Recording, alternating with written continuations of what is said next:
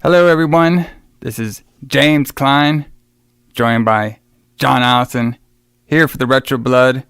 We're doing this cold opening because we just got the news that on Thursday, that one of the beloved wrestling characters, Bray Wyatt, has tragically passed away. And it was definitely a shocker, I would say, because it's pretty wild, you know, a guy so young at 36, you know, passing away. Hopefully we got some more news about what actually he passed away from. I heard there's some speculations, but I don't want to say that right now because while we're doing this cold opening, and then we're going to be doing the whole review of Zombi 4, you know, we're recording on the day they actually passed away, even though this is coming out on Sunday. So, but you know, just definitely one of the most creative wrestlers to come probably out of the scene within the last 5 years, maybe 5 or 10 years, you know, when it comes to a very creative character, very creative personality. You know, it's just very tragic, you know, when somebody's so young and has so much, you know, life out there, and it's influenced me on a lot of stuff. It's pretty wild, you know. Yeah. I mean, it did kind of come out of nowhere in a way. Like, it was a little bit shocking. Although, I mean, we kind of knew that something was wrong because, I mean, he'd been gone for a while. Yeah. Like, hadn't he been gone almost a year? No, he was gone since WrestleMania. Like, it was, I think it was right after the Royal Rumble, and then maybe it was kind of like the build up to WrestleMania. When he just disappeared, they canceled that match with him and Bobby Lashley. And then we start hearing some reports at WrestleMania, yes. And there's reports about him, you know, being ill for a while, having a really bad illness.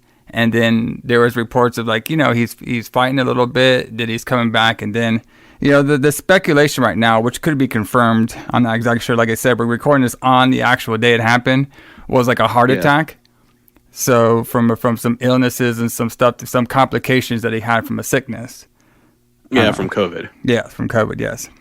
Yeah, like, so apparently, like, so if this is true, then apparently he got COVID, I guess, like in the wintertime, like around not WrestleMania, right after the Royal Rumble, because he did have that match at Rumble with LA Knight, and then I think he did appear on TV a few times.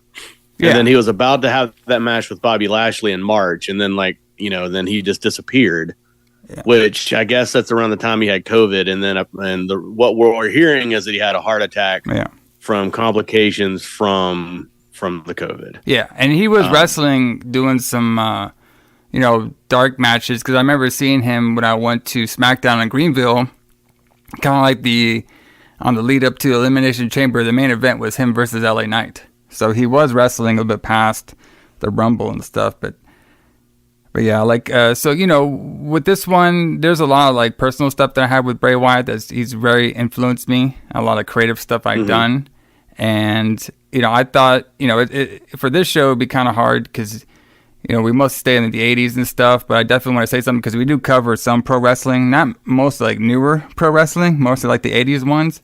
But I thought that we could probably come back and do this in longer form, you know, maybe give our thoughts and some career stuff about Bray Wyatt.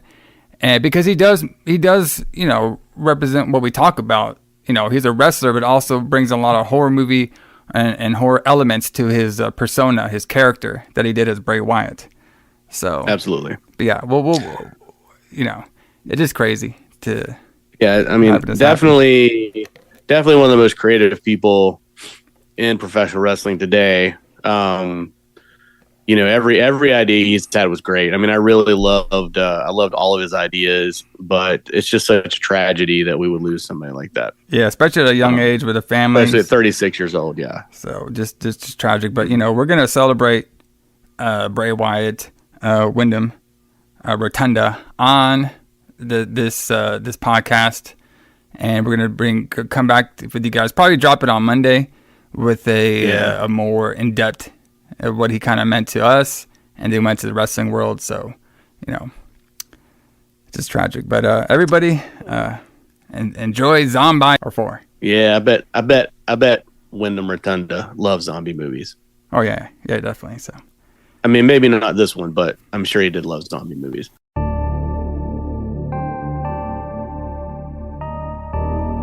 Welcome to the Retro Blood. You are all my children now. You want to know what happens to an eyeball when it gets splintered? You got any idea how much blood jets out of a guy's neck? You've come back to us, Michael. Seekers, stop the rage. What have you done, you bastard? It was you, wasn't it? You who started the epidemic. The evil that is wiping out our community. You raised the dead to feed on the living. You planned it. You were the ones who started. You wanted to defy hell. And now hell has accepted the challenge. Get me back my head. Get me back my head! Don't be afraid. No. Be afraid. Be very afraid. welcome back, everybody, to the Retro Blood. As we finish up our Zombie month, aka Dead Things from the Grave. Up next, if you like people wandering through the forest and looking for a special cave with a book of the dead, aka the Necronomicon. They stole that from Evil Dead. Don't tell me that they didn't. If you like 3 sets of random characters just mixed together, and if you like zombies but they mostly look like demons from Demons, brother, this is the review for you, brother, because the Retro Blood is talking all about Zombi 4. Yeah, Zombi 4. So, I was thinking the same thing. This could have been a Demons movie. Yeah, I mean, it sits there, you know. J.A. Alison, James Klein. And I think you're right. So, you know, we talked back, and a couple episodes back, that they were trying to make a Demons, 4, I believe? I mean, well, fuck. Was it Demons? Maybe 3, Demons 3. 3. Yes, it was 3. Yeah. I mean, brother, we just got Demons 3 right here. You know what I mean? This is basically Demons 3. Because you cannot tell me that the Voodoo Queen... Was she the Voodoo Queen? Because he was the Voodoo Priest. The Voodoo Queen did not look like the character from the original Demons 1. You know what I mean? Yeah. And yes, I know that they're, you know, they're the same race and everything, but bro, no, they copied it. Okay? Don't tell me they didn't. So. I don't know how this movie could not have been influenced by the Demons movies. I mean, it, you know what I mean? Like, it's just, it looks a lot like a demon. I mean, even the way they're like her makake even looks like the teeth and everything. Makeup. Yeah, the teeth. Yeah. But this one was kind of. Go ahead. I was gonna say like this, like the gross, like I don't even know what you call it, like clear liquid that they would like splurt out of their mouths or whatever. Yeah. Just to be gross, like that was in Demons. That was in Demons as well. So I don't know, but yeah, I mean, this could have been Demons 3. Yeah, pretty much. So, but yeah, I mean, you know, I'm not too sure about the Zombie series. Okay, it's like we're gonna make a movie and we're just gonna slap that Zombie title on it. You know what I mean? And like, this is which is really what they did. Yeah, and this is the second movie that like tricked me. Okay, because so we were talking, you know, last week we did Zombie 3.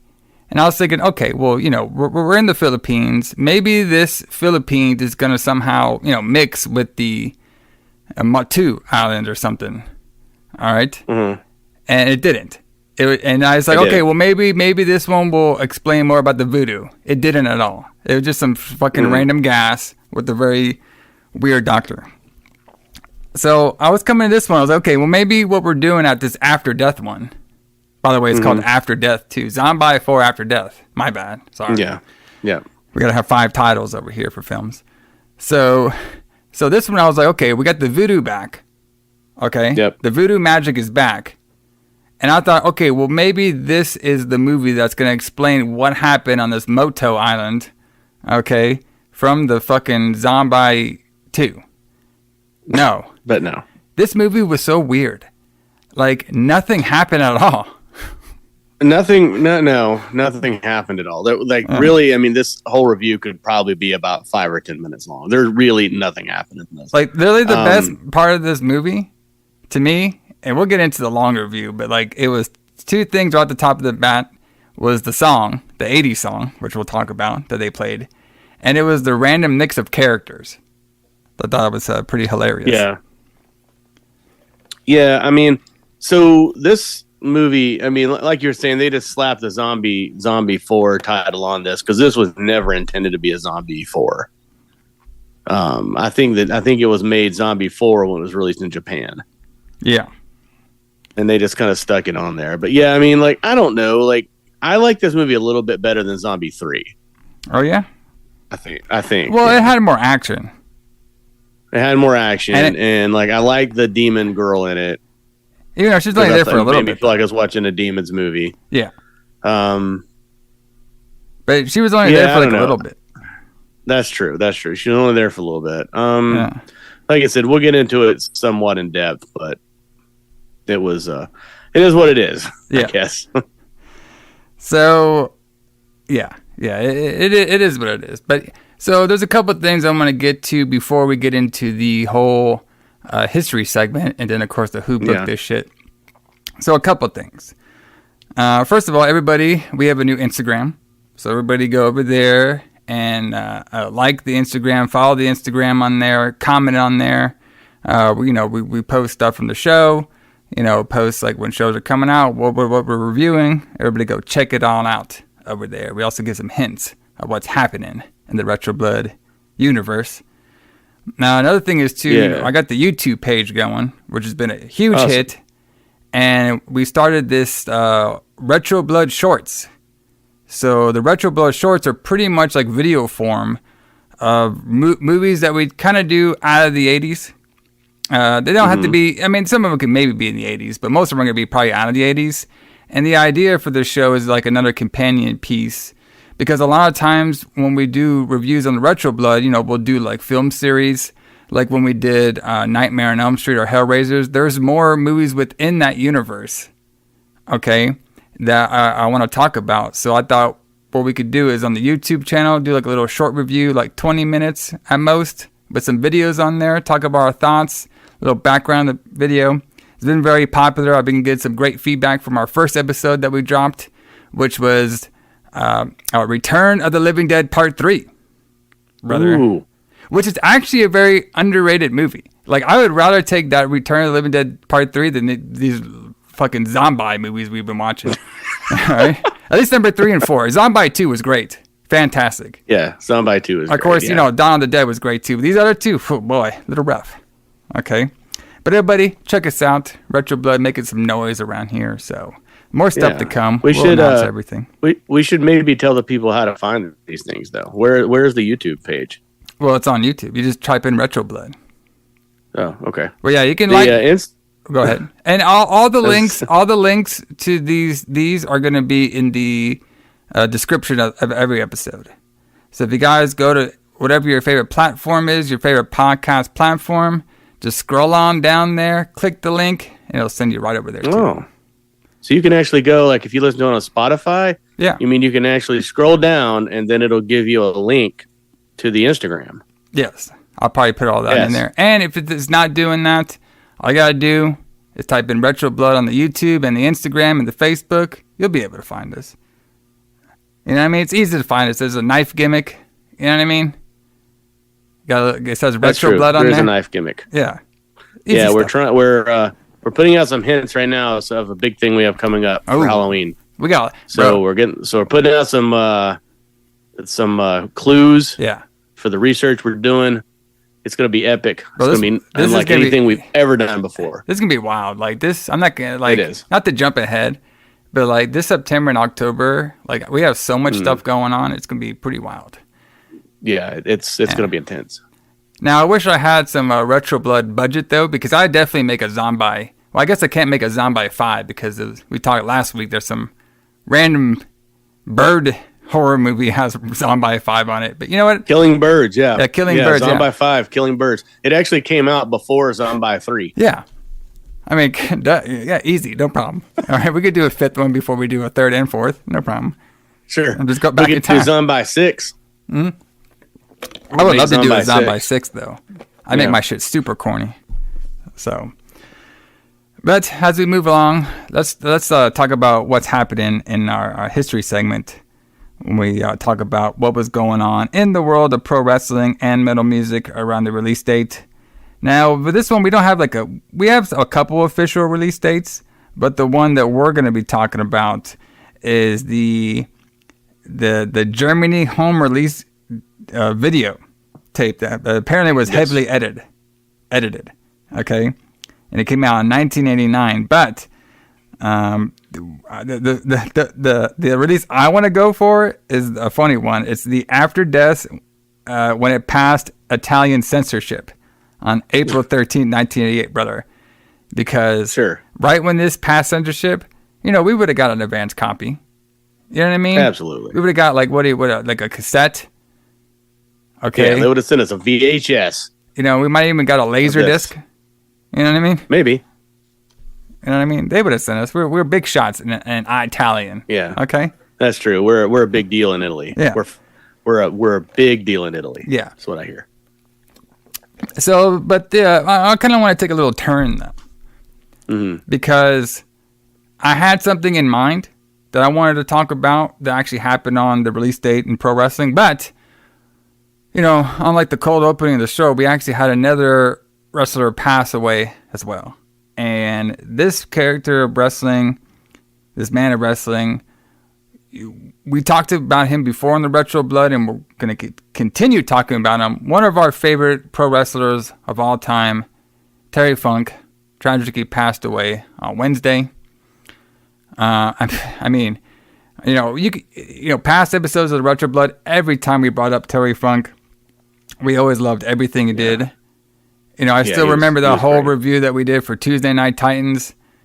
You know what I mean? Where he was fucking ripping on Tony Gurria in the fucking fake bar, spitting on everybody, doing bar fights. One of the best segments of all time. And, Terry Funk, this guy has done it all. You know what I mean? When you look at his body of work and his career pro wrestling, he has literally done it all. So... Yeah, he really has. He's had like 5 different retirements, but he just can't. He never could stay away from it. Yeah. He was wrestling not that long ago. Honestly, it's been. It might have been before COVID. But remember that time we were talking about going to Greenville to see him? It was him and somebody else. Yeah, because FDR was wrestling at that show. Yeah, I was like, and we were going to go, and it was and he was at a tag team match at 70 probably 5 years old. The guy just couldn't give it up.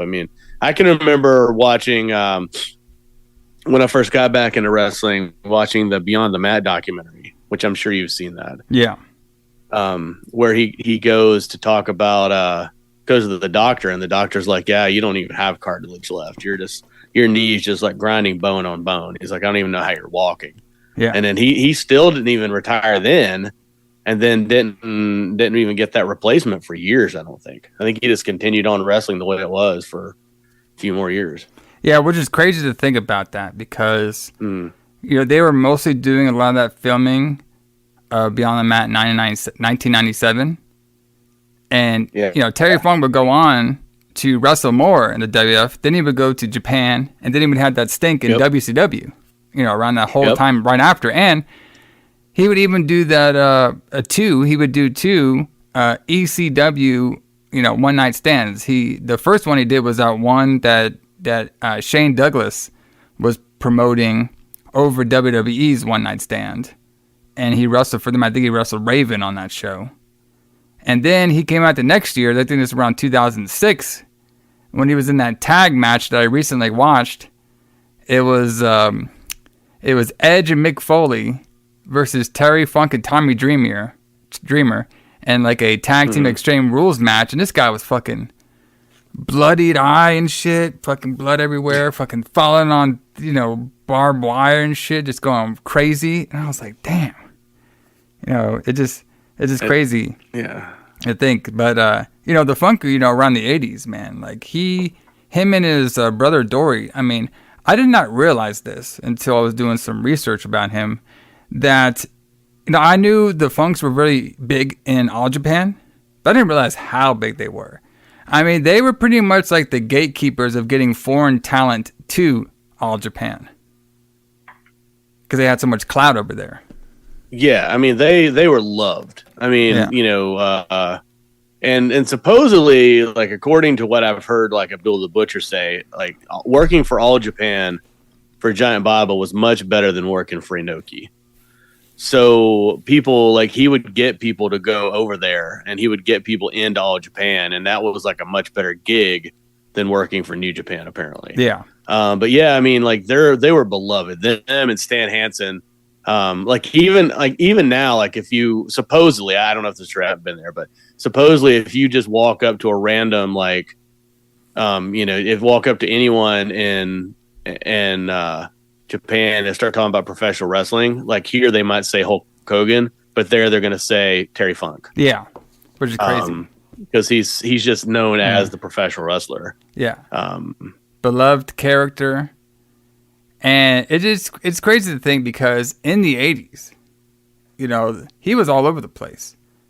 I mean, he wrestled in Memphis versus Jerry Lawler. He had feuds there.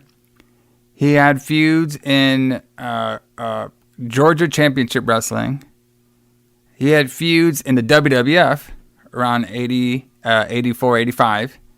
All Japan. And then in the tail end of the 80s, he was fighting Ric Flair for the belt. I mean, so he was just around the whole spectrum of the wrestling, areas. And he did great on all of them.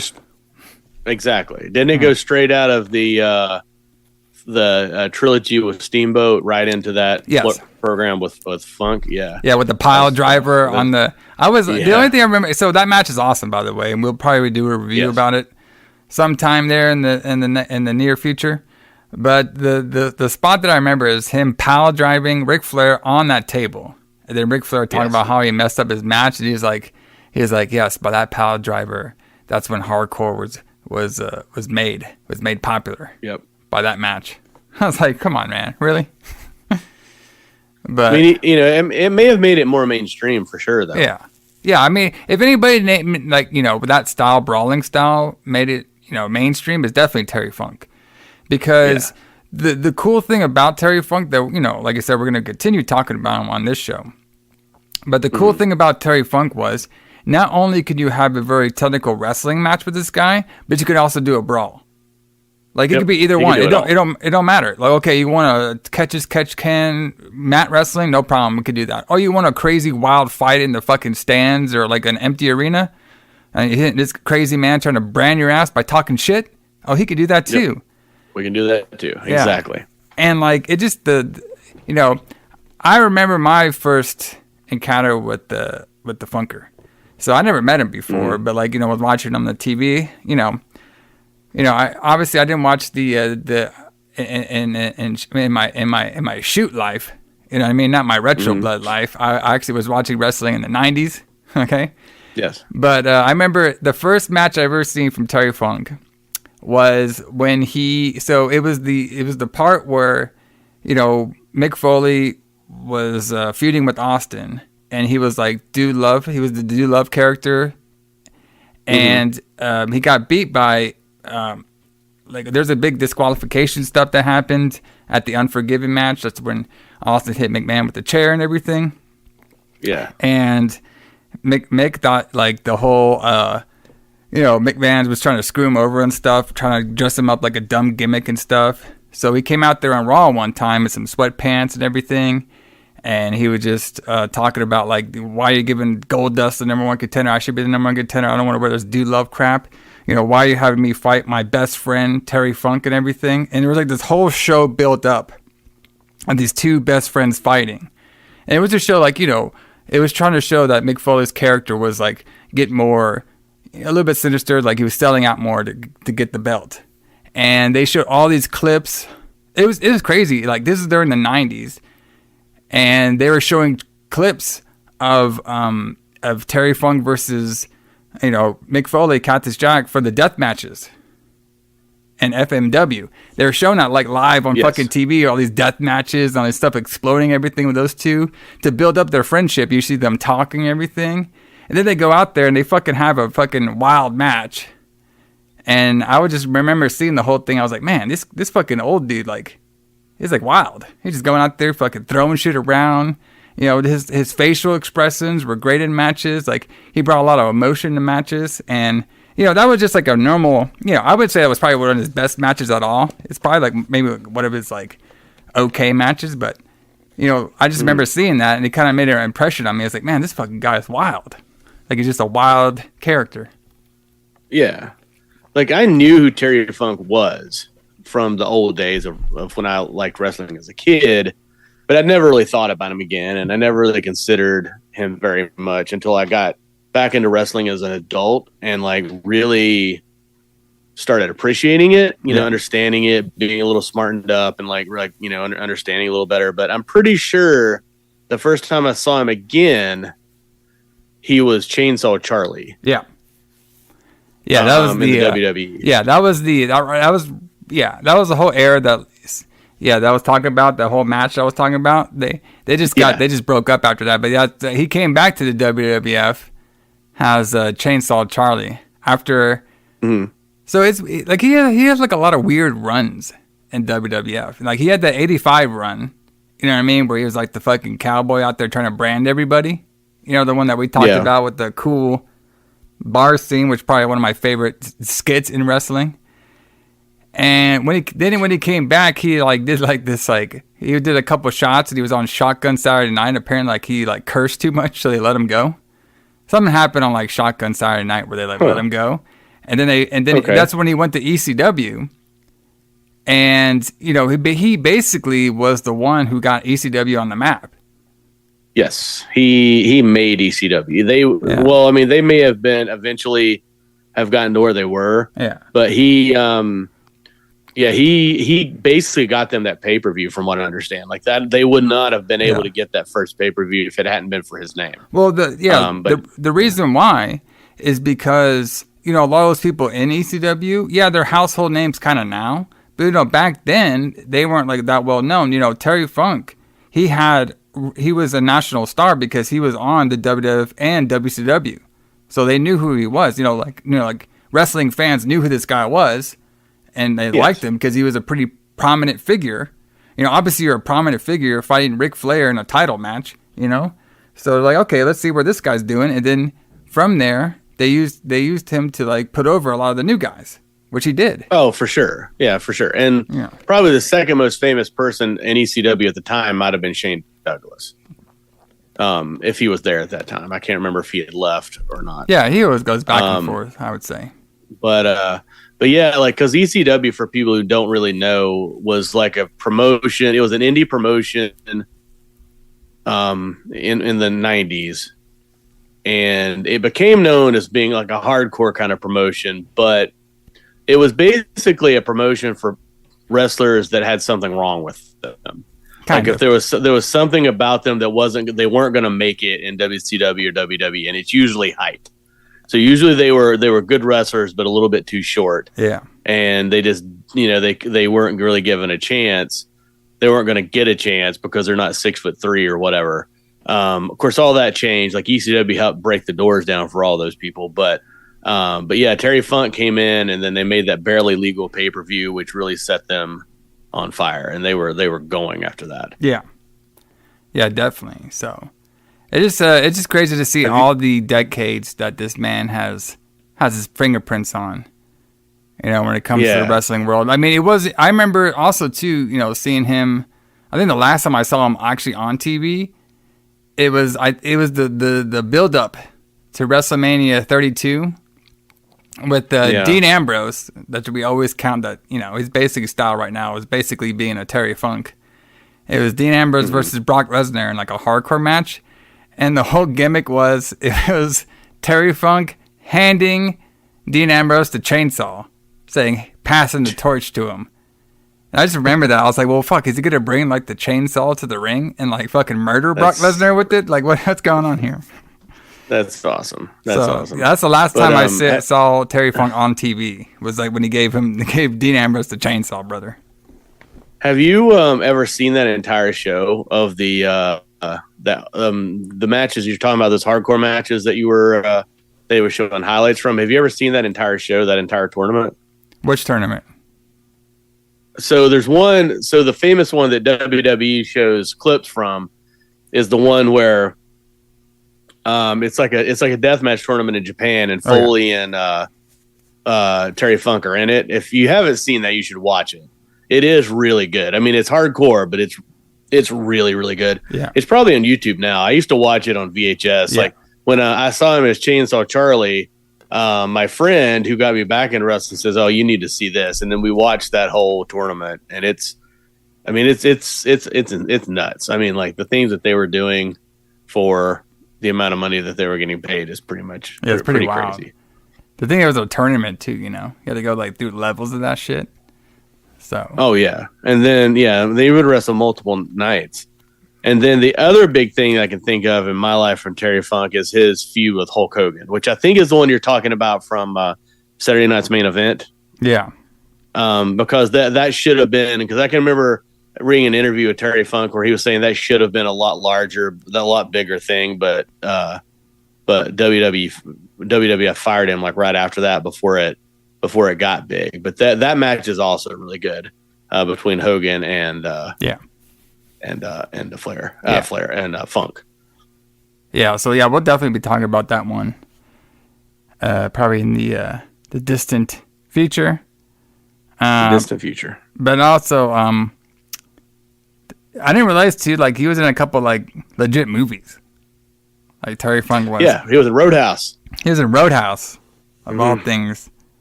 Time Stalkers, he was in there. Over the Top and Paradise Alley. Those are ones he made in the late 70s and 80s as well. So yeah, like I said, like, big name, big star. I mean, fuck. I mean, it's crazy to think, like, like when I think about Terry Funk, it's just the longevity and like the amount of just wrestling and promotions that he's worked for and he's helped out. Like, and also too, you never hear a bad word about this guy ever. You know what I mean? Like super, no. Put, do the job, do everything, make some stars, make some money. You know what I mean? Constant professional. I mean, it's crazy to think, dude, like this guy was like the nicest guy, but his character was legit. Like he would just piss people off, bro. He was great about getting heat too. Like there's a couple like, when he's a heel and stuff, like he was just like pissing everybody off. It just wonders to watch.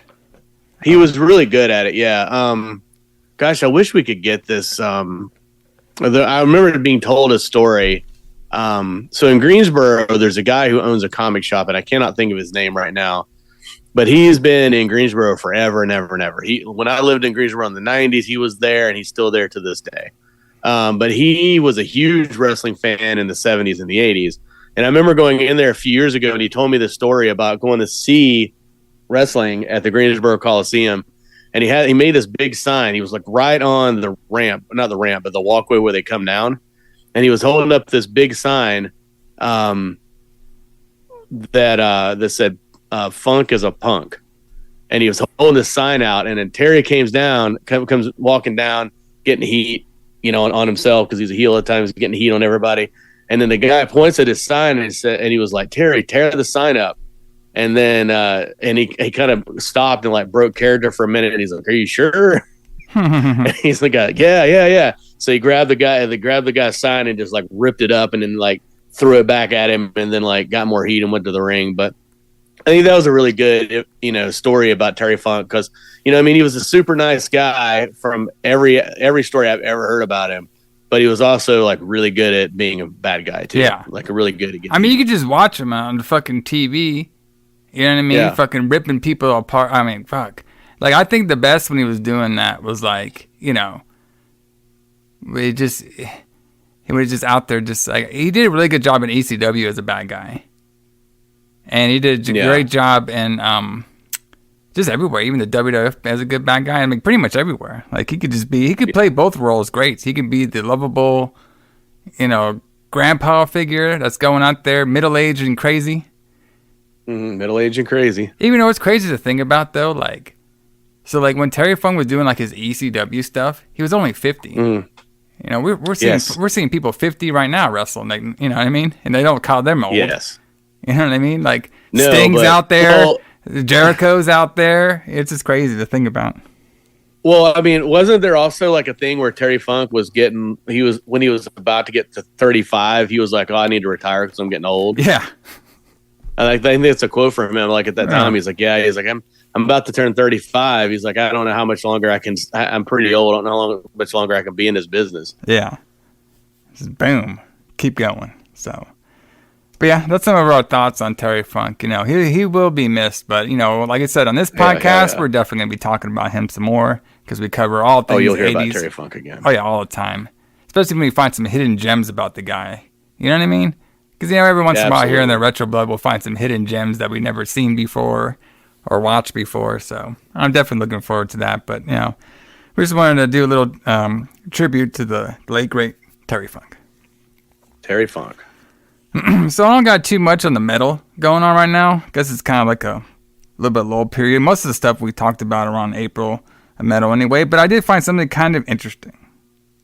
So the soundtrack to this movie, was I would say semi-interesting, because I was saying at the beginning, it was the only part I liked about this. One of the only parts I liked about this movie was the fucking opening theme song. All right, and I want to see if I can maybe I could play it right now. Maybe what I'll do is I'll edit it in right in here. You know what I mean? Okay. So people are listening to it right now at home. You know what I mean? You tell me. This shit right here, you know what I mean? It's pretty good. It's super cheesy 80s hair. Okay? It's fucking bad. Wild. It's bad is what it is. I liked it when I first heard it. Yeah. When it first came on, I was like, oh, that's cool. It's it's almost like it's like an Italian synth soundtrack, and then that guy starts singing, and I'm like, oh fuck. Oh, I loved it. Bring it to the night. Walking through the forest, looking for some zombies. I'm making that shit up, but that's basically how it was. Yeah, it's rough. It's rough. So it's made by apparently he did movies before, this guy, Al Fiesta. Yeah. But he's known for doing soundtracks for movies. That's his big thing. Mm-hmm. So, he did this movie, he did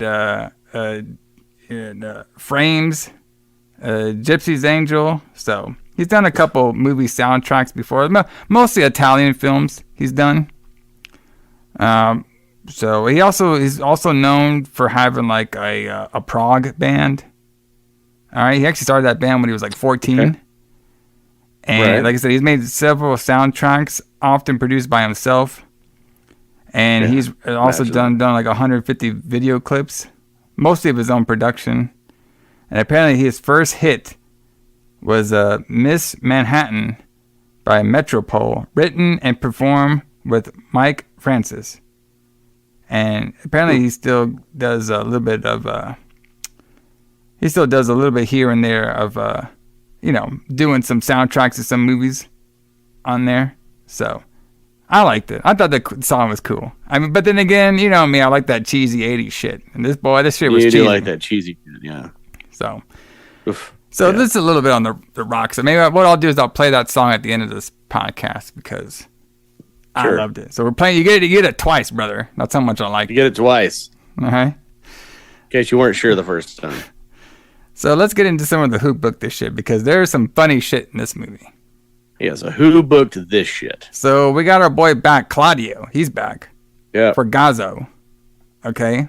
He directed this movie too. He's the one that did Zombi 3. Remember from last week? Yep. So do you remember? He helped on it. Yeah, he helped. Yeah, that's right. He helped on it. But I think he so he helped on it. I think he was the one that was kind of like the production manager in a way, and he helped write he was the guy who got credited for the script writing, even though his fucking wife wrote His wife the shit. wrote it. Yeah. You know what I mean? And we talked about that last week about an Italian man taking all their women's credit. All right.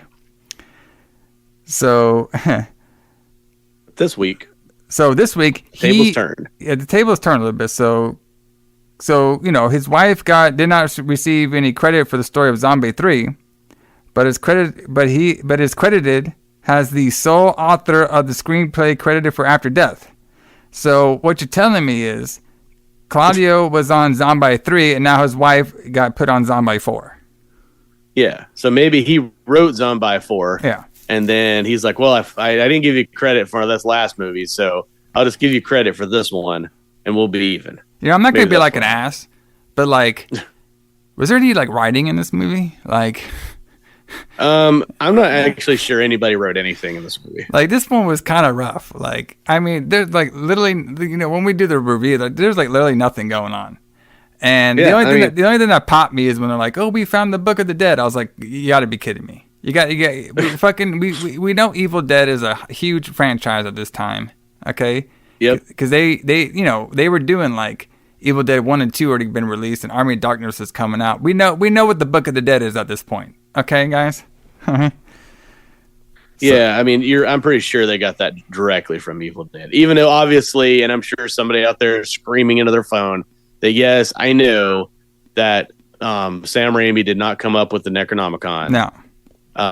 But Yeah. that's What made it anybody famous. that was talking about that in the 80s would have got it from Evil Dead. Most Yeah, likely. definitely. So there's a major thing I want to talk about, but let's get into some of the. So apparently, this film was shot in the Philippines as well. Yes. So He didn't have enough the first time, Yeah. so we went back to the. it was Philippines. like, you know, this place was sweet last time. You know what I mean? You know, we got some nice. They didn't bother us. You know what I mean? We got some Philippine action going on here. Let's just go back, see what happens. So apparently, some of the earliest scenes in this film were shot in Rome. Like, I can't even imagine which scenes were in Rome. Well, I guess the scene where they're the voodoo priest scenes. Oh yeah, that guy. Yeah, so the scenes where they're inside that tomb or whatever they're in, where they're where the original group is going through, and then like they get attacked by the demons. What demons? The zombies in the crypt. Yeah. That I think that's all in Rome. Yeah. But everything else was shot in the Philippines. So apparently, our boy Fragazo stated that the film was made under duress during shooting in the Philippines, where he supposedly remained awake through the entire 2 weeks shooting of the film. Yeah, so supposedly he didn't sleep for the whole 2 weeks they were there. I mean, I say Lots of cocaine. Yes, that's what I'm thinking. Like, there had to be. Yes. And not only cocaine, but I think there might be some other shit going on here too. All right, because when it comes to our boy who starred in this film, okay, he played our main man Bruce, I believe. No, it wasn't Bruce. It was Chuck. No, it was Chuck. Chuck. Our boy. Remember, I told everybody to Google this name. Hopefully, we're not at work. Jeff Stryker. Jeff Stryker. That should have been his fucking name in this film. Yes, yeah. But apparently, Instead of Chuck. Yeah, exactly. Instead of Chuck. So apparently, first of all, so when I found out about this, I was trying to figure out who Chuck was during the whole film because I was like, I gotta know. So apparently, our boy who played Chuck, Jeff Stryker, he is better. I like how it is. He's better known, okay, for his roles in both straight and gay porn, brother. Yeah. So like, you really couldn't like. Okay, so if you put every character in this movie, like in a row. Yes. I guarantee you anyone could pick out which one Jeff Stryker is. You for real? Yeah, because he's the only one that looks like a gay porn star. No, that guy David, you know, his friend he was walking with, he looked I thought he was definitely gay porn. I was like, yeah, he looks like the type. Okay, maybe. You're right. You know what I mean? I bet he was flirting with everybody on the set. I thought Chuck was just like, you know, Chuck, he looked like just one of those like 80s rip dudes that just shows up. I had no idea he was fucking getting plowed from back and forth. I was like, shit, okay, brother. He's about to fuck one of them I haven't zombies, seen any brother. of his work, but it is really strange, though. You haven't seen any of his work? for I mean, the time. fuck, that's what he's best known for. You didn't do your research, no, I Allison? haven't- I gave you the I name haven't- a week in advance. Yeah, I haven't. I didn't get around to watch any of those, but the I guess it was normal, maybe normal for the time, but he wasn't credited as Jeff Stryker in the movie. It was Chuck Payton, and he played Chuck. Yeah. But he was also, as an actor, was credited as Chuck Payton. I also noticed that Fragrasso was not credited on the version I watched. He was not credited as Claudio Fragrasso either. They gave him like an American sounding name as the director, which I thought was weird. But yeah, back to Jeff Stryker. Jeff Stryker. So I guess this was supposed to be his like jump into mainstream films, right? Yes, it's supposed to be. Bro, can I read? Unfortunately, he picked this one. So can I read some of the titles that we might know our boy from? Okay. Sure. So this is his gay and solo. Apparently, he has a gay and solo line and a straight line. So you get to pick your poison over here with our boy. Okay. Awesome. So he has Bigger Than Life. Okay. Yeah. Came out in 1986, so we would have known him for it. Allison's favorite, Power Tool. Do you think they would have showed like Power Tool and then they would have showed Zombie 4 like back to back at the Grindhouse? Like a double feature? Yeah, 2-for-1 special. Yeah, you could see Jeff Stryker double feature as Power Tool and then Zombie 4. Now and then he did Powerful 2. Okay. Uh-oh. In Hot Pursuit. Uh-huh. Oh, this is my favorite. Striker Force. Striker Force. But he did a lot. The Look. And then to coincide with Zombie 4, he did Stryker's Best Powerful Sex Brother. Oh, okay. That's got to be a greatest hits compilation. Yeah, that's his greatest hit. I also saw that he was in Santa's Coming. Oh, there you go. Oh, the good Christmas special. I mean, fuck yeah. Yeah, Christmas special. Yeah. He was in Stryker's Favorite Sexual Positions, 1992. So he's keeping it rolling, brother. So okay, so apparently he did like. So After Death wasn't his only non-porn. Okay. So apparently he did Dirty Love, which it sounds like a fucking porn, and he did he did a Can I Be Your Brotzowitz, Please? It's a comedy. Yeah, it was a comedy short. Yeah. So the only two full-length movies he made was After Death or Zombie 4 and Dirty Love. But bro, this guy did a bunch of gay and solo, brother. I mean, he was just fucking getting down and dirty on it.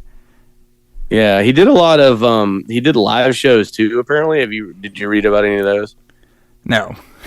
Just imagine his live shows. So like what would have happened here? Like if we meet our boy Stryker, like it's like, hey brother, I loved you in Power Tool, but bro, you did fucking fantastic in Zombie 4. Okay? Yeah.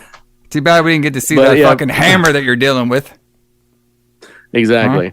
But apparently, like, his live show was like, it was like a comedy kind of thing. And he would do like comedy and talk about his life and then like talk about like being in like adult films and things like that. And then do like a few little skits with people in the audience. But the show ended with him like dancing nude. Yeah. But after the show, so that's not even the best part. So after the show, when he was like, after he does a little nude dance, then he meets everyone in the audience. Like he greets everyone in the audience while still nude. Oh, okay, yeah. Because that's not awkward, right? No. I mean, you got a ripped and body. Apparently, one of them, he met people at the door. So like as they were walking out the door, he just stood at the door completely nude and like shook everyone's hands that came. Now was he power tooling it or was he keeping it on low voltage? Probably the low voltage. I have a feeling, but I don't know. I've not actually seen these. Oh, okay. Just imagine that. Surprisingly, going to your local grindhouse, be like, okay, what do we got on the schedule? Oh, we got Stryker's Force. That sounds like a good action film. That's done it. Put your quarter in there. Be like, what the fuck did I get myself into? All right. And then I would have been like, wait a minute. That's that fucking Chuck guy from Zombie 4. Look at that thing go. I'm really surprised he doesn't do. Well, never mind. I am surprised. I'm not surprised that he doesn't do the convention circuit. But actually, that makes sense. Oh, that'd be Fantastic. That would be fantastic. Like I would wait in line to meet the guy from Zombie 4. It's like, bro, you gotta tell me everything about Zombi 4. And then Zombi 4 sounds like one of the porn movies he might have made. Yeah. I'm surprised he didn't do like a remake of Zombi 4 just with him fucking all those zombies. You know what I mean? That's how he really takes care of business, brother. Yeah. So, but you know, the funny thing about this, like, so, like on my former podcast, Faces of Fear, it's defunct now. Yeah. But I always like Sadly. when I was like always like going through like, you know, bios of people and stuff, I was like just waiting to find somebody who was in like porn or stripper and shit. Like I was always looking for it. Yeah. And I never found it until right now. I found our boy Stryker, so he's the first. Which, you know, it's weird because, you know, like we were saying, you know, 80s horror films, like especially like the very underground ones. I mean, you can barely find that shit anywhere. You know what I mean? Right. Especially in the early 80s. Maybe not so much in this era, like 1989, 1988, but like. But definitely in the early 80s. Early 80s, later 70s. I mean, all that shit was going to the grindhouse. You know what I mean? Mm-hmm. So. But and mostly, like I mentioned before, like mostly, a lot of those low budget horror films were made by people who made porn. Yeah, exactly. So I mean, they're really not that dissimilar. Yeah. You know, I mean, you know, like this movie hardly has any plot or story, and most porn movies of the time had very little plot or story. Yeah. So we didn't get no fucking here unless we count our boy Chuck lighting all these zombies up, brother. Yeah. So, but everybody, I say let's get into it. Let's get into the discussion of Zombi 4. Might as well.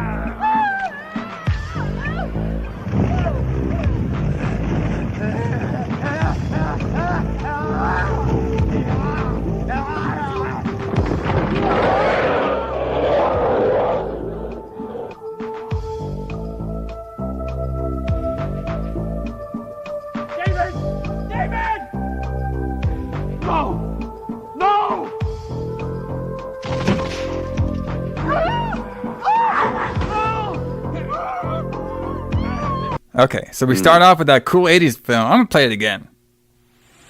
I'm gonna play it all over this Friday. You don't like this shit?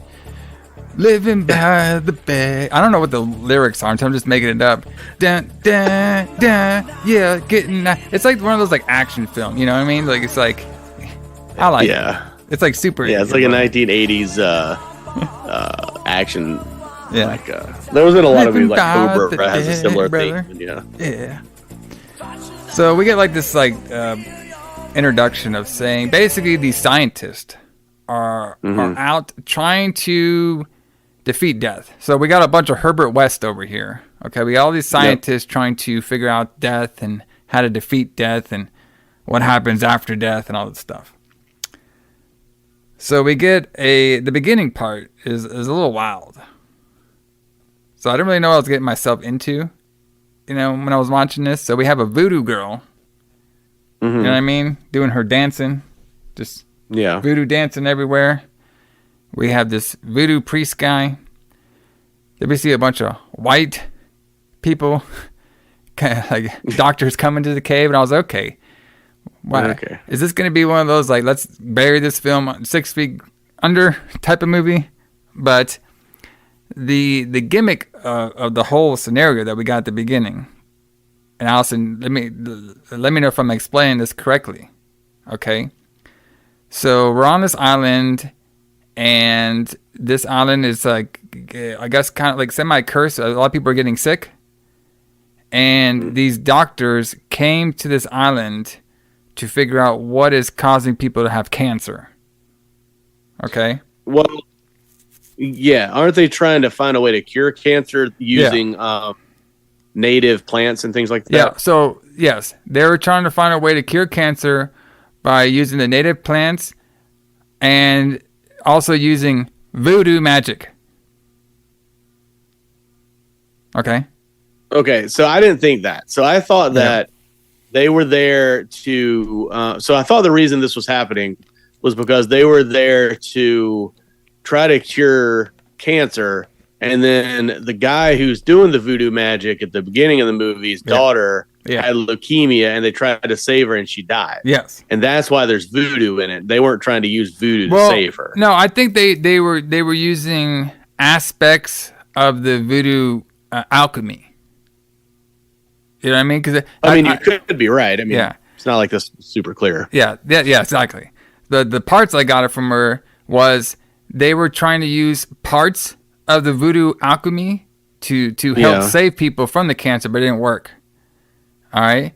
And so what happened was our voodoo priest guy, he has now released his voodoo magic, and he has turned his wife, aka into a zombie, even though she looked like a fucking demon to me.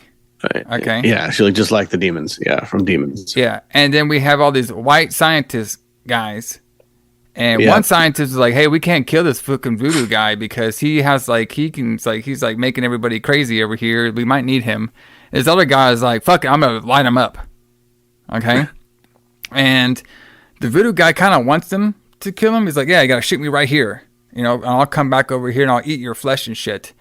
And that was too much for this proud boy. So he fucking shot this fucking dude up. Okay. And then that's how the madness happened. And that's when the wife came out and she started biting people. And then we start seeing a bunch of other. I mean, I just listen. We've seen a ton of zombie movies, but they didn't like. Maybe later on the film they kind of look like zombies, but to me right now they all look like demons. Yeah, I mean they didn't really look like zombies at all at this point. Yeah. So which was okay. Yeah. So far. So that's the first group of scientists that we met. So then we meet like this this husband and a wife and a little daughter. And they're running through the forest and stuff. I guess they were part of the what's it called? They were part of the scientist team. Yeah. All right. And I guess they got away with their daughter. And when I saw this guy, he fucking the dad. I don't know if they gave the dad a name. So when the dad popped up, when you saw him on screen really quick, I was like, no shit. Is this fucking Pedro Pascal from fucking Mandalorian? Did he not look like that motherfucker? A little bit, like a younger version? I was like, no way. There's no fucking way. Okay? And you were right. There was no way. There was no way. But I was like, bro, this guy could have been his brother, his distant relative. He could have been fucking something. All right? Because, we've seen that before in horror movies. You know what I mean? They'll have some sort of like guy who starts out in horror movies and shit, and he goes big. We talked about that before on the show. But I was like, there's no way in this fucking movie, of all fucking movies, this guy would show up. But no, to me, he looked like him, though. Like, at least like a brother or a cousin or something.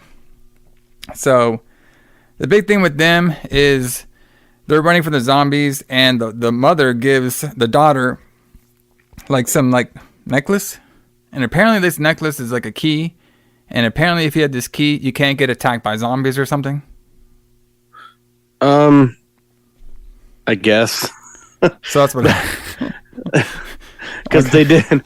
She does kind of say that, like, if you keep wearing this, you'll be safe. Yeah. But it doesn't really. Yeah, wait. Why didn't all of you just wear that? Yeah, wait till we get to see what you do with the key. Okay. Right. So after this, they tell her to run, and then eventually the mom and the dad both get attacked by zombies, and they get eaten up. Those scenes were okay. Yep. Like they were okay. Which the thing that was kind of neat about this movie though was the people that you thought might be like the main characters were not. And I kind of I kind of like that. I thought that was actually pretty clever. Because most of the time we'll like meet the main character, you can kind of tell who's gonna like survive or not. And this one was like kind of like, okay, well, I thought that person was going somewhere because he got pretty good amount of screen time, and they ended up just fucking killing his ass. So I was like, okay, Yep. that's kind of neat. So I like that aspect of the film, which I think zombie movies should have that. You know, it kind of like Walking Dead did that really well. You know what I mean? You thought you had some major characters, but most of them end up like just randomly dying. Yeah, like yeah, you're right. Like you think that this is going to be a main character, and then all of a sudden they just get killed. Yes. So now we see two sets of groups. Okay, and we haven't left the island too. We're always on the island. So we have one group is on I call them the boat group. Okay, they're on like a boat, and boy, these fucking people are weird. Okay, this group is like the most random mixture of group people ever. Okay, so you have one guy. His name is Dan. He was like the only black dude in the fucking movie. He was there. Yeah. Okay. Well, other than the voodoo guy. Yeah. Well, I mean, like that's alive still. Okay. Oh, right. Yeah, right, Dan, sure. he's there. Then we had Rob. He's just some normal looking white dude. Two chicks. We have a blonde girl. We have a brunette girl. And then out of fucking nowhere, we have two people that look like they should be on a Rob Zombie film. I didn't even think about that, but yeah, you're right. They look like Otis, and then his name Otis from House of a Thousand Corpses. Yeah, or like what's it called? The Devil's Rejects. Devil's yeah. Devil's Rejects. Yeah, the guy with the fucking stash beard. He looks like Simon from Walking Dead. I was like, fuck, bro. Yep.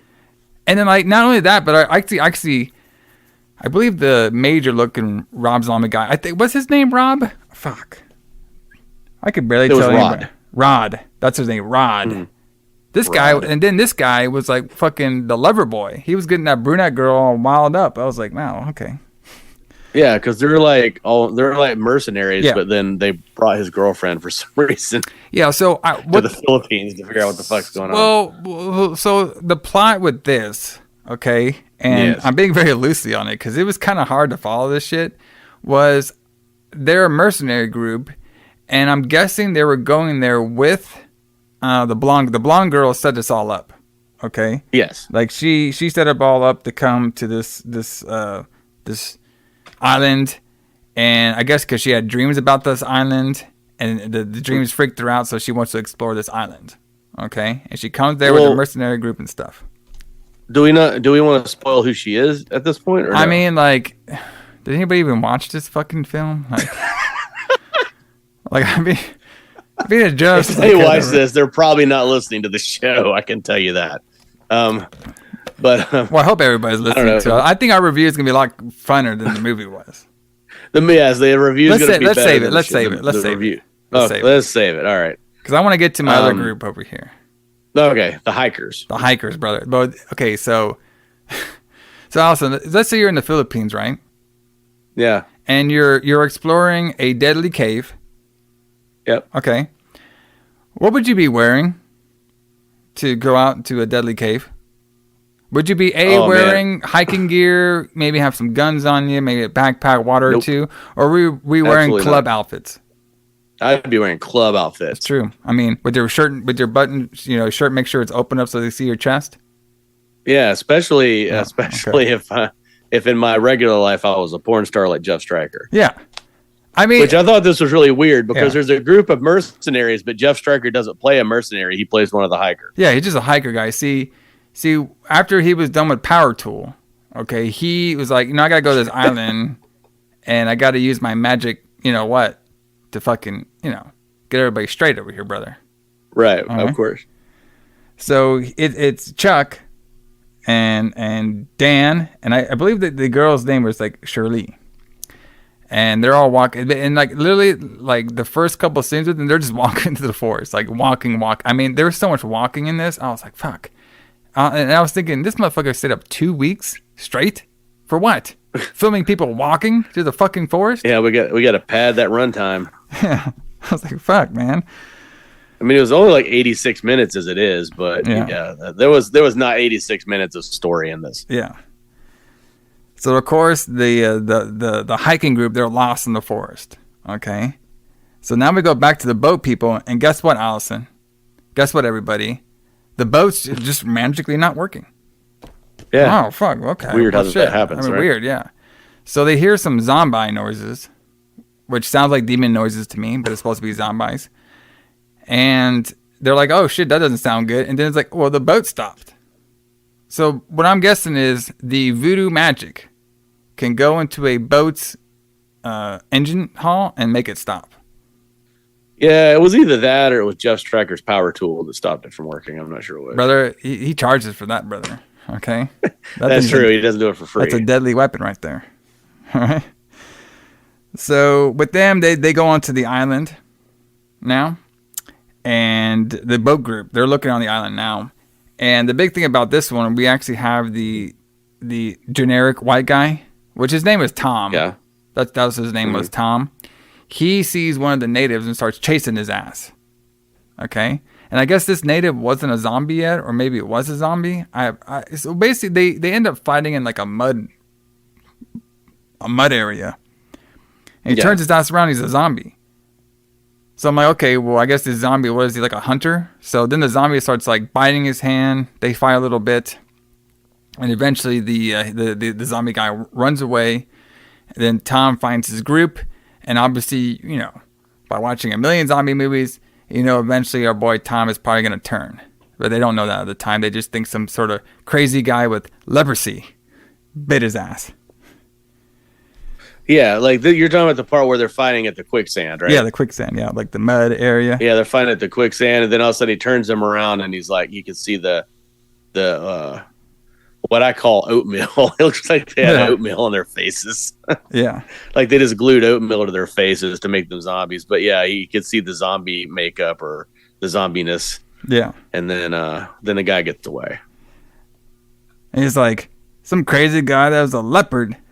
Or leprosy bit me. A leper, yeah. So now we have the other group, the hikers. They find the cave that we'll be seeing throughout this movie. They hear a bunch of crying noises, and I believe it was Dan. Was like, "Oh yes, we read in that diary." I was like, "What?" So we read in that diary that there'll be some crying noises here. Now we got to explore. And the fucking girl's like, "I don't want to go in there. I don't want to fucking die." They're just like, okay, we're going in there anyway. So they all go into the fucking... they all go in the cave. So I'm guessing the diary that they... So I'm putting all this shit together. Because they don't really explain too much of this. But I'm guessing, they don't really tell any of us. I'm guessing the diary that they read was a diary somehow left behind by the scientist group. So this scene was... Okay, so we have the boat group now. They're going by a bunch of graves... Okay, and our boy Rod decides to make a joke. Looks like they didn't pay their rent. No. Thanks, Rob. Thanks, Rob. So they go inside an abandoned house, and this is where they put Tommy on the bed to kind of like get him to relax. And this is when Rob sees a bunch of... It's basically this is like a hospital they found, like an abandoned hospital. This is probably the hospital room that the scientists were using when they were there. And by the way, like, this wasn't said in the movie, but there was a jump in time. Okay.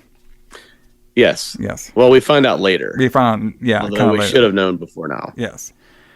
So, and of course, the blonde girl, she is blonde girl. I believe her name is Jenny. And she, sees all these lights light up with Rob. And she's like, oh, yeah, I know that. That's the circle of Satan. I was like, oh, of course. Well, how the fuck do you know? She's like, yes, I got to put my key right here. That is a plot point from the beginning of the film. I'm going to put this right here into the circle, and it's supposed to help out all the zombies. And our boy Rob's like, that's some fairy tale bullshit. And he said, that's some bullshit. And he just fucking blows out all the candles. And I'm like, what is going on here? Okay. So remember this from the beginning of the movie? So we're told a plot point, and then Rob's like, no, it's all bullshit. So which one am I supposed to believe here? Okay. Right. So now we cut back to the lost people in the cave, and they're looking around, and we have Dan. He's looking around, and so the lost people are in the cave, and then we do have Dan, okay, from the boat crew. Okay. He randomly finds a box of guns. Oh. So Convenient. basically, you know how remember in Zombie 3 where they went to that resort and they randomly found like a box of guns?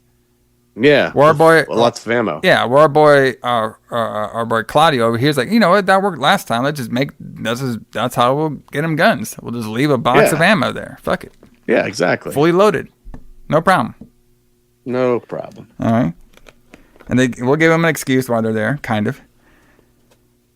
So, and then they're talking about the guns, and they're all like, so Dan brings everybody the guns, and Rob's like super excited for his M16, and Tommy and all them, like, people are wondering, like, why is there guns at a hospital?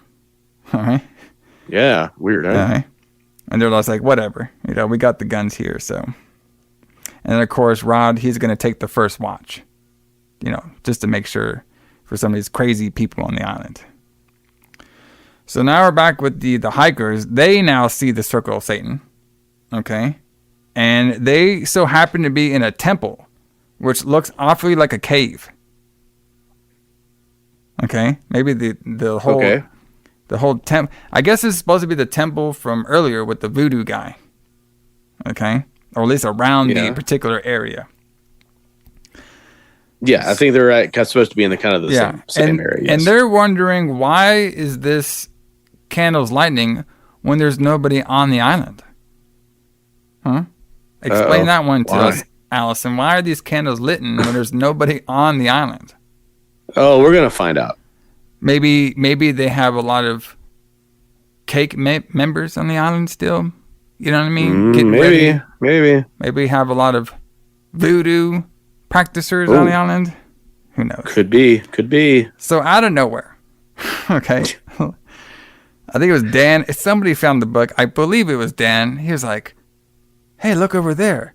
Hey, that's the Book of the Dead." I'm like, "No shit. Come on, guys." No shit. Oh, here we go. He's like, "Yeah, look at the Book of the Dead." And then I guess it was Chuck that found it. Or Stryker himself found the fucking book. If it's Stryker finding the book, he's like, this shit ain't Karma Sutra. Come on, brother. So, so Dan wants Chuck to read the book. It's kind of sounds like you, Allison. For me. Yes, read the book. Yeah, read the book, motherfucker. And Chuck's like, I don't want to read the fucking book. He's like, just read it. That's why we came all the way. We came all the way here from bumfuck nowhere. Okay, we came all the way here from Stryker Strikes Back for you to read this fucking book. So you're going to read it. And he's like, okay, well, I'm going to read it. And don't even ask me why I wrote this shit down, but I did. Okay? If I may. Oh, I'm waiting. If I may. So our boy Chuck's reading. He says, I didn't get all of this, but I tried.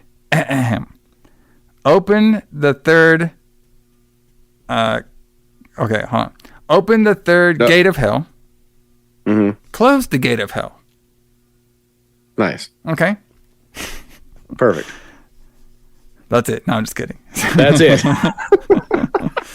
So then he just goes off in his tantrum. He's like, yes, open the third gate of hell. Close the third gate of hell. The dead will rise. The dead avenges and stuff. Doesn't want to... he's like, I don't want to read this rest of it. He's like, come on, we got to read the rest of it. He's like, the dead will take over this and turn this place to ash and make it a wasteland. Hunger will free them, and it will open the gates of hell today. And apparently, if you want to open the gates of hell today, there's only 4 magic words. Okay? That's all you need to know. Yeah. And Chuck doesn't want to say that. He gets getting cold feet. He's like, I don't want to say that. And Dan's like, bro, you got to say this shit. Okay, we came all the way here. You got to say these fucking 4 letters. And you know what those 4 letters were, Allison? What are they? They are pay me money now. No, I'm just messing. That was the Well, actually, if I was watching this movie, the 4 words would have been, "We just fucked you." That would have been my fucking 4 words. But the 4 words were, it was like this other language, but they basically just said zombies. Zombie like twice in this other language word. Yeah, it was just like Yeah. it was just like a word and then Zombie. zombie. Yeah. And then another made up word. Zombie. Yeah. Like, okay. I was like, bro, come on now. This took like 5 minutes to Yes. write. This guy was If up for they even this wrote guy was this. up for 2 weeks. Okay. Yes. Maybe he didn't want to sleep because maybe he was like, he's like, boy, that striker guy's been looking at me hard. Okay, my bad. Oh, I'm sorry. That's awesome. I'm sorry, guys. Okay. Come on. What? Come on. Oh, that's We bad. were all That's bad. we were all thinking about it. So That's true. We were all thinking it. so so you know what happens when we see these 4 words? You know what's made its return? The green neon lights make its return. Mhm. Okay. Yes, through the eyes of the statue. Yes. So they all flicker green, and then out of nowhere, Sally gets attacked by a demon zombie ninja, and they start fighting everybody. Dan's fighting them off. Chuck's trying to fight them off. Or I guess the girl's name is Sally. Did I say Sally at the beginning? Whatever. Her name is Sally. The girl didn't even have any fucking lines. Like you said, like barely anything. And now she's like stays like frozen right there. And she's basically Right. just eaten by zombies, which is kind of cool. They're like tearing her apart and everything. Pretty wild. Dan's trying to fight back a lot. He eventually gets overwhelmed and gets eaten. And Chuck, you think he's going to get eaten too because they were getting on him pretty good. But he eventually made his, he had that testosterone boost and he fucking beat him up and then he got out of there. But he looked over to his shoulder and he could see both of his friends getting eaten up by these demon zombies. And I thought this scene was pretty crazy because it looked like Dan was going to be the one that escaped, but it ended up being Chuck. So, and then Chuck's our hero, right? Yeah, I guess. Yeah, Chuck. Yeah, he's like I guess. the major guy in here. I mean, he is the star of the film. You know what I mean? In more ways than one. Yeah. And then of course he gets on our way out of there. Like he runs out of the cave and gets all the way out there. And then during this stuff, randomly. So well, I guess they kind of randomly grew a little bit from Zombie too. But then randomly, after all this stuff happened, I guess because you read the 4 words, zombies start raising from the graves now. Uh-oh. So we have no acid rain, like in Return of the Living Dead. We have no just random zombies coming out of the grave. We just have, we're established that when you read these 4 words, zombies will come up from the grave. Yeah, exactly like happens in Evil Dead, right? Yes. Let's just say so they read the Necronomicon or listen to it on the tape, and then all of a sudden the Evil Dead comes out of the woods. Just like that. Yeah. They're all coming up, brother, and they might be a little stiff. Maybe. I see what you did there. Just the way our boy Stryker likes it. I knew that was coming. So Tommy's super sick now, of course, because we have to have one guy slowly turning throughout the whole movie. At least one. Right. Exactly. You know what I mean? Rod, he's talking to the brunette, and this is when the brunette's like, well, I like your company. I was like, well, I didn't see this happening. So you're telling me the fucking redneck Rob Zombie dude is the one getting the action? Come on now. So when he's explaining to her in like a nice, gentle voice, okay, he's like, you know, you should be frightened a little bit, girl. You know what I mean? I'm frightened right now too. But guess what? When I'm frightened, that makes me stronger. It makes me fight better. Would you like a beer? So that's awesome. So he was there, and then out of nowhere, the zombies just attack. So we get like one motion of like character building with them, and then zombies just try to attack from nowhere. Well, he was about to kiss her. You know what I mean? She's like, "Oh, don't worry about it. We'll do this later." I'm like, "Damn, okay." And then zombies start to attack. And then like he's like, I'm gonna shoot the motherfucker.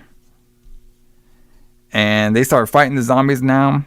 And then out of nowhere, like they're doing like a pretty good battle scene. Zombies are coming through, Dan and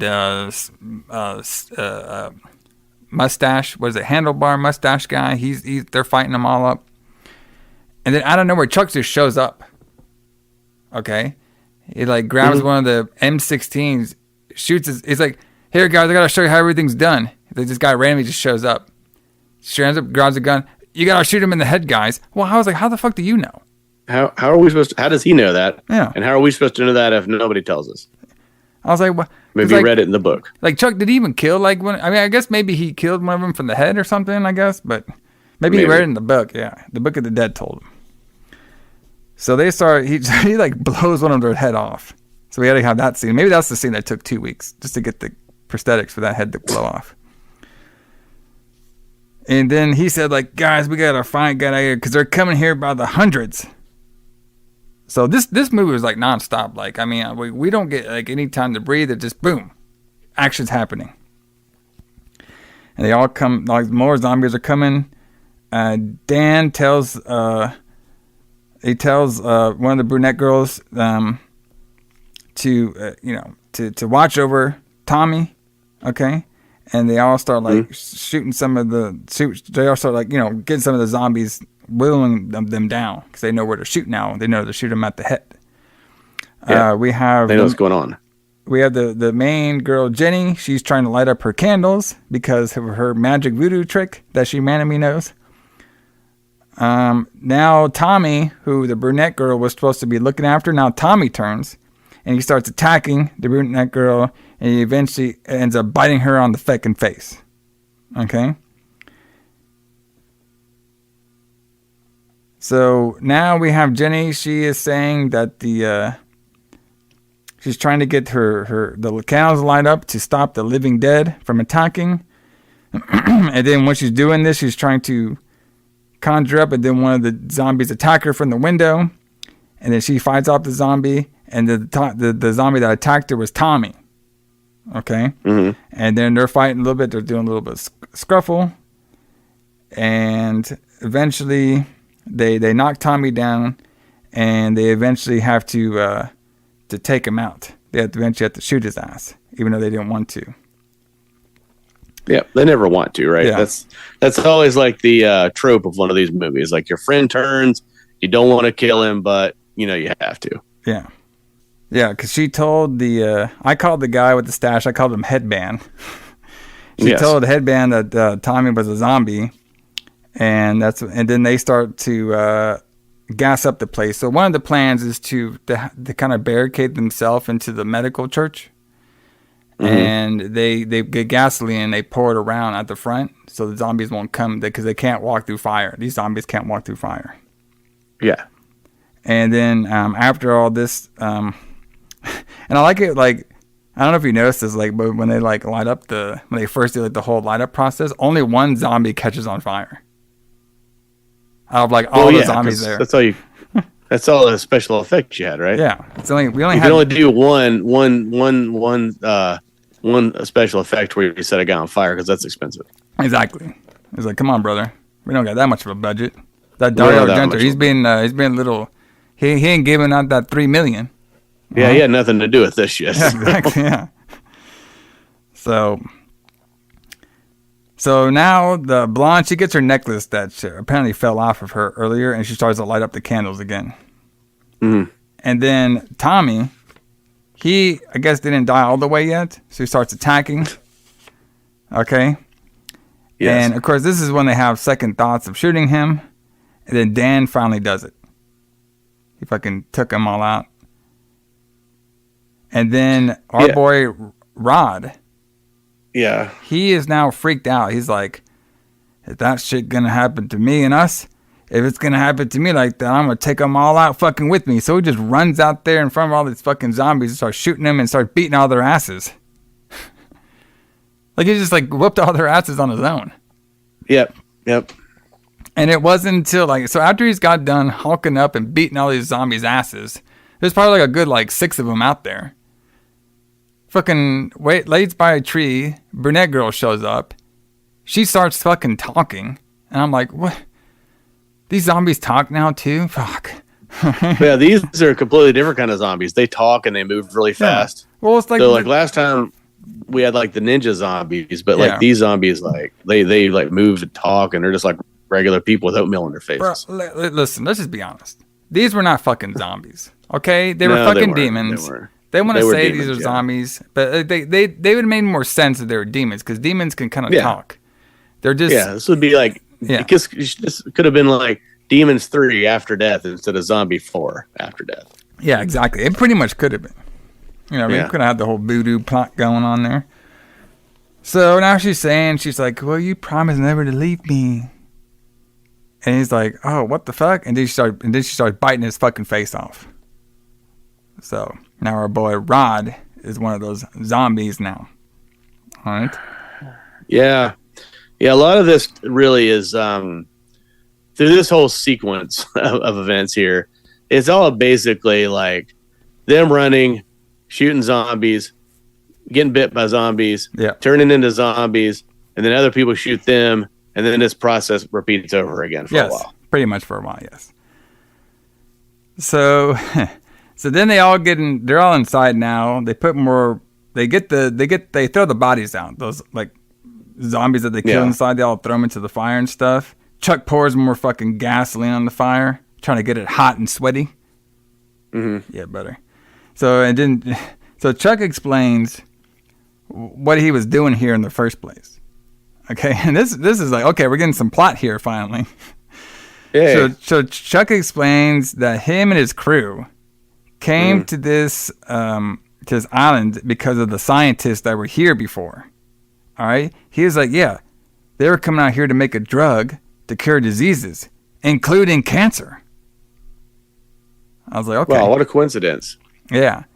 So, like we said in the beginning, these scientists were developing so I thought, in my naive self, was like, okay, well, they were making Death 1.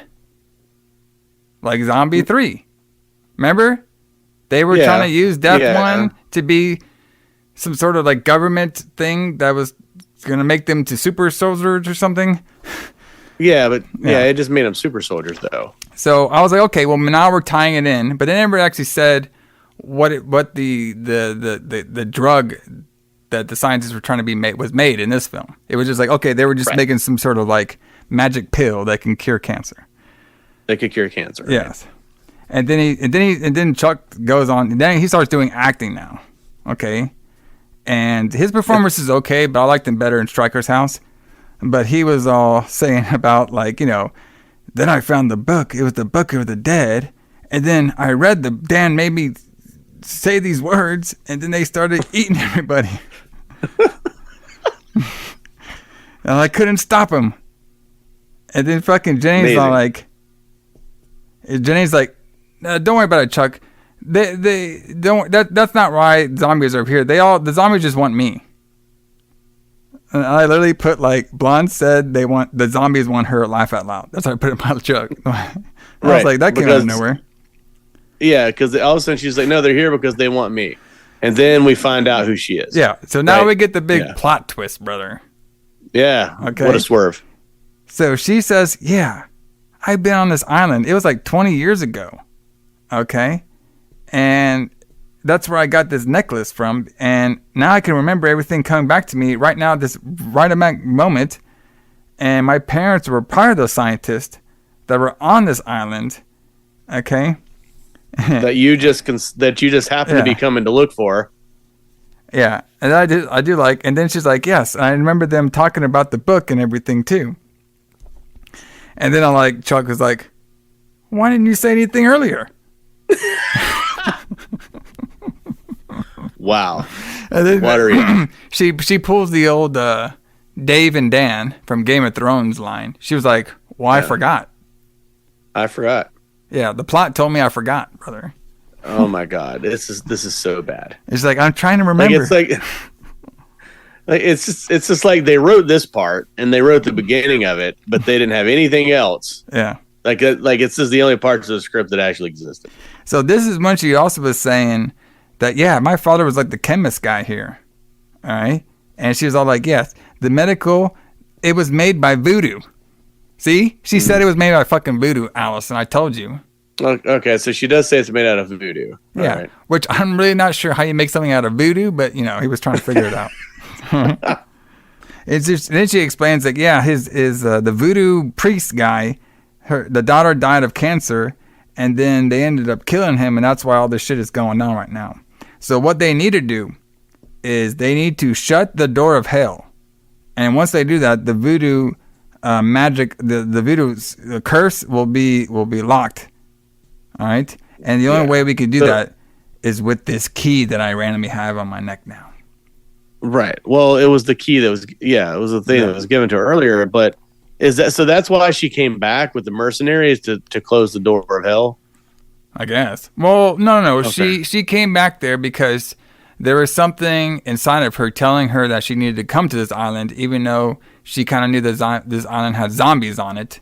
But she knew she had to come back here. And the reason she has to come back here is because she was trusted with the rarest tool on earth, this voodoo keychain.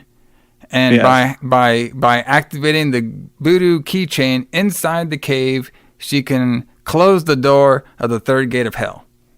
I see. Okay, so she truly couldn't remember. Yes. That didn't have demons. No, it was zombies. Right. Even though they all look like demons. And then we see some flashbacks of her as a girl, and she wakes up screaming, and they're all getting some rest. And Headband guy here, he hears some noises, and the noise that he hears is we finally have Zombi Rod is out there laughing. He's talking now. So I got a question. So how come like some of them can talk, but some of them can't? Like how come Tommy didn't say anything? Yeah, that's because the plot requires some of them to talk, but not all of them. Yeah. So the quote unquote plot. Yes. So Headband guy, he's like following Rob because they're best friends. They've done a lot of killing and maybe other things mercenary together. Shit. Yeah, mercenary shit. He follows him to a random church. Okay. And Rob's like nowhere to be found. He's this guy just walking around this church. And then Rob, you can hear him in the background, is like, "It doesn't hurt bad. Be like me. Ha ha ha." He reminded me of that fucking DJ from Zombie 3. Oh, from Zombie 3. Blue Heart or whatever. Yeah. Blue Heart, yeah. Like, "Hey, be like me. It's great. Ha ha ha." So he looks around, and the headband is, and out of nowhere, okay, apparently Rob I totally put this in my notes. I was like, apparently Rob Zombie can shoot people because his name is Rob and he turned into a zombie. You get it? Very funny. I see what you did there. Yes. So Rob Zombie shoots Headband, and by doing that, then Headband, I guess, gets bit. Ron bites him, and now he's turned into, and obviously he's turning into, his name is Matt. Headband Zombie. Yeah, Headband was Matt. Yeah. Okay. So. Matt. Yeah, Matt, brother. I think they just came out the fucking out of nowhere. So now Dan and Chuck, all right, they're awake and everything, and they're seeing that Matt got bit, and they're bringing him back inside, and they're saying like, "Hey, we got to shoot his ass," because now they have another guy that one of their crew that got bit, and Matt is saying like, "Hey, Dan, I need you to shoot me. I do not want to turn into one of these creatures. So when the time comes, I need you to shoot me." And Dan's like, "I don't want to do it." He's like, "You got to promise me you got to do it." Okay, and they all leave. Okay. And then we have more dead rising from the graves. So Matt, he's turning fast. So, because it's like, "Listen, brother, we got a budget here. So we can't have you like turn for like an hour or two. So we got to speed this up." Okay. Yep. So more zombies have arrived. They're all coming back to the house or the medical facility that they were staying in.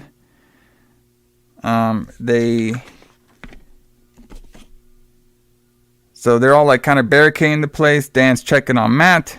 Okay.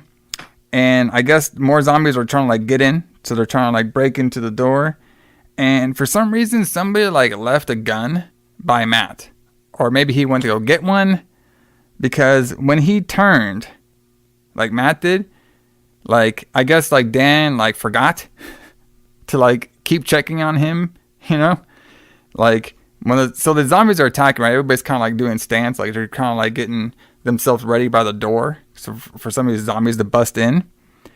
But I guess like Dan was supposed to check on Matt to see if he turned or not so he could shoot him, but he was too late because he like lift up the sheet, and Matt, not only did Matt somehow magically get an M16 in his bed, but then he takes the M16 and he shoots Dan in the shoulder. Okay? Then he shoots him in the fucking knee. It's amazing. Have you ever seen like a zombie with a gun? No, that's gotta be the first time for me. Zombies can shoot in this movie. Well, these voodoo zombies, you know, a little different. So. Those voodoo zombies can, yeah. So the whole zombie crew, led by Rob Zombie, is coming to the whole place.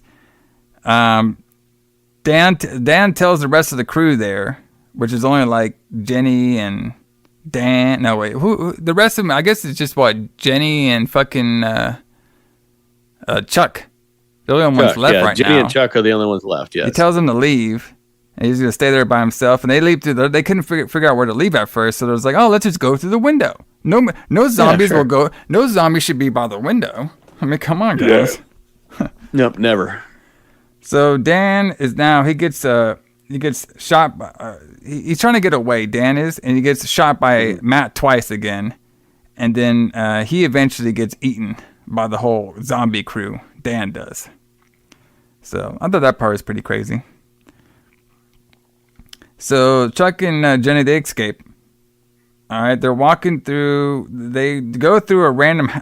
This I don't know why this was here, but we just see like it had to be like 10 minutes of like Chuck and fucking Jenny just walking through an abandoned house.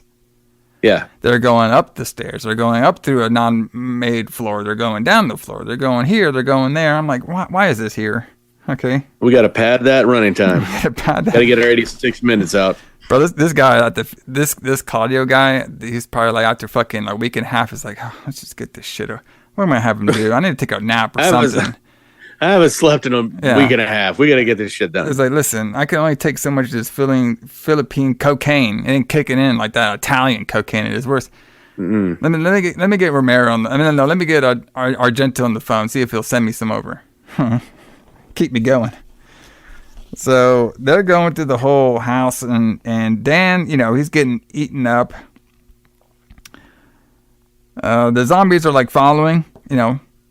They don't go through the unfinished floor, but the zombies are following, Chuck and all them. It takes forever Dan to die, but he eventually does.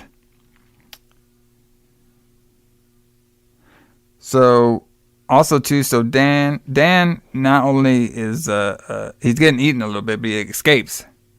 But he goes into the medical supply room that has weapons, like army weapons in it. And he pulls out a grenade.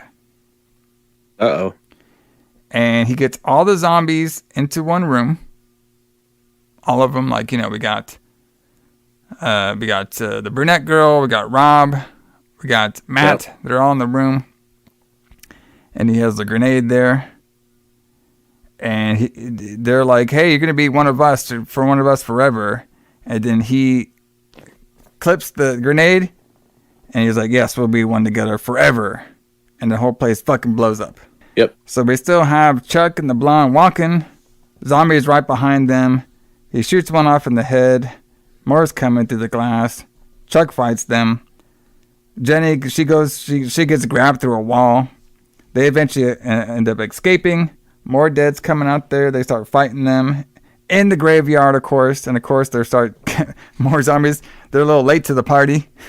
They're like, oh yeah, we're just now waking up. It's like, bro, you don't even know we got like 5 minutes left in the movie. These zombies start coming out from the graves.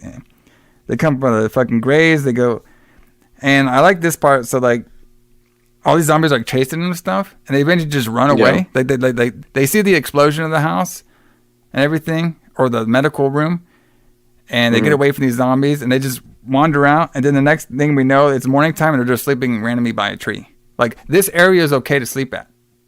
You know what I mean? We have they're safe here. Yeah, we have zombies crawling all the way out this fucking place. Everywhere you go, there's a fucking zombie. But yet this one spot that we're just laying by the trees, sleeping overnight, that part was fine. Yep, no problem. Yeah, It's safe here. No problem. So, and they just happen to be by the cave. All right, they made it to the cave. Maybe the zombies can't go near the cave for some reason. All right, and they're like, oh shit, we found the cave. All right, and they're saying like, we got to go in here and close this door. So they go inside the cave. We have more walking through the fucking cave. We should have done a drinking game with this shit, with the fucking walking. They see the Book of the Dead. All right. And this is, we're getting this whole 3 doors heaven, 3 doors hell. Uh-oh. It's like, well, is this like fucking riddles now? Okay. And he's like, so there's like 2 like parts of this to close the gate of hell. Check this out, Allison and everybody. Do you know what the 2 ways to close the 3rd gate of hell is? What? So apparently, heaven is in your soul, and then hell is on earth. Okay. No. Of course. But if you sacrifice your soul, okay, then you can close the gate. Okay. Okay. You can close the opening. So basically, yes, I've got to sacrifice my soul. Yes. To close the gate of hell. Yes. Got it. Okay, got it. So okay, that makes sense. Fine. I sold my soul off a couple days ago, but it's all good. Let's sell it all off. So they do all this stuff. Randomly, Jenny, she sees a smoke with red lights on it. Okay. And she throws her fucking keychain into the fire. Okay. And while this is happening, Chuck is like watching her. And then like right when she throws it in there, like he randomly gets like back, spine, gut punched with a zombie. And the zombie's like tearing his body apart from the outside in or something like that. Like he was like break, like you could see like his body like being like opened from the zombie's hand. Right. And he's getting ripped apart. And then like, and apparently like somehow like there's like this gas or something or toxin that got onto Jenny's face. And her eyeballs start messing all up. So we get our Italian eyeball crap going on here. Yeah, I saw that where her face was like, she's like looking in the mirror and her face is like bubbling or whatever. And then like she pulls her eyeball out. Yeah, she's like pulling her eyeball out and shit. I guess she's turning to one of those voodoo zombies or something. And she's turning quick. Yeah. And her eyes all fucked up. Oh, yeah. We don't have much time left in this movie. Yeah. We got to turn quick now. Yeah, ready to turn quick. And then her face turns into a zombie. All right. Chuck's dead. He's been ripped apart by a zombie. And then she like turns around and starts spitting like all those other gooey zombies. Ugh, like demons. Gross. All right. Then we get that fucking great 80s song. Yep. And then it freeze frames, and then we get the end 80 song, the credits. So, what happened at the end of this? Who fucking knows? I guess they all got turned into zombies. Well, and it makes sense now. Like they sold their soul to save the world. Okay, I guess. So I guess like they turned into dead zombies. Well, Chuck just got fucking mutilated, so I don't know what the fuck happened to him. Yeah. But Jenny looks like she turned into a eyeball-less zombie. Yeah, which is kind of shitty because none of this is her fault. Yeah. He was just a little kid when all this happened. Yeah, exactly. So. But yeah. That was Zombie 4. Zombie 4, everybody. So. Didn't really explain if it was connected to all the other ones, but you know what? You can find the connections here and there. It wasn't. Well, you never know. Maybe Yeah, maybe maybe then by closing the gate, I'm trying to see how this can like connect to Dawn of the Dead, but there's like fucking no way. Okay. There's no way. There's no way it can. Yeah. There's no way that it can. So. I mean, it's impossible to think that this could even be connected to Dawn of the Dead. Like they kind of get progressively worse as they go.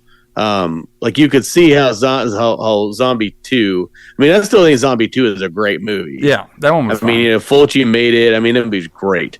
And even that has a tenuous connection to Dawn of the Dead. But then, like Zombie 3, which was intended to be a true sequel to Zombie 2, had nothing to do with either of those movies. Yeah. And then this movie wasn't even intended to be a sequel. It was just kind of stuck that way. But I don't know. I go back and forth of whether it's better than Zombie 3. I think they're both pretty bad. Yeah. To be fair, though, this one was entitled Zombie 4 by its Japanese video distributors. True. And it was also released under the title Zombie Flesh Eaters 3. So. Yeah, which is what all the zombie movies were called when they were released in the UK. Yeah. So they're just fucking picking out whatever titles. Basically, I think the only comparison you can kind of have is like this can be a light sequel to Zombie 3, but it really doesn't really have anything to really do with like Zombie 2 or Dawn of the Dead or anything like that. No, absolutely not. So it will be interesting to see how Zombie 5 is, though. Yeah, I'm sure we'll do that when we do our zombie month again. Yeah. Killing birds. We will do that. Killing birds. Yeah, that should be pretty fun to go back and talk about. So, but everybody, that has been Retro Blood's full review of Zombie 4. A very, very interesting month we had here for the zombie month. I enjoyed it. I think we started off like super hot when we did the Zombie 2. Unfortunately, we had a couple duds here this month. Yeah, a couple duds this month. We had Return of the Living Dead Part 2. Boy, that was a rough one. Yeah. We had Zombie 3. A little rough. Then we had this fucking movie. Yeah. A little rough. God. But, hey, crazy dead things from the grave. Pretty fun. But everybody, can't win them all, right? Yeah, but check them all out, everybody. They're definitely fun reviews. But now is the time, everybody. So here in the Retro Blood, we don't celebrate Halloween just in October. Nope. Because this year we're doing a 2-month-long excursion, probably. Because Halloween is lasting 2 months this year. 2 months, brother. Because we have some 2 months. So we did release last time on Zombie 3 that we're going to come back with Lights Out on Halloween and do the Battle of the Halloween Havocs Part 2. Yep. Which is a very fun review show. We pretty much talk about, me and Allison pick out Halloween Havocs, either the WCW one or the WWE NXT one. And we battle them out. We see which matches are better, which pay-per-view is better. Just very fun discussion talking about those events. We do some backstories on the events too. And of course, I'm going to release a lot more Retro Blood shorts, so everybody look out for those as well too. But for the whole 2 months, me and Allison, we're going to be doing the entire 1980s,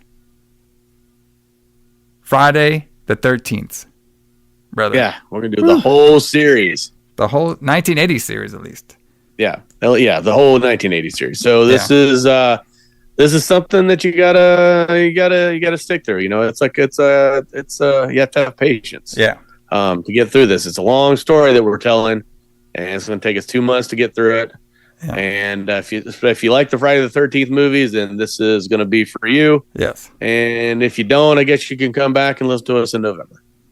Hey, but you know what I mean? It's going to be a good time though. Like we're going to be talking all about Jason, Jason's mommy. You know what I mean? Yep. We got a couple of versions of Jason. We got the hood Jason. We got the hockey mask. We're going to figure out how all that started. Yeah, me too. I love the hood Jason too.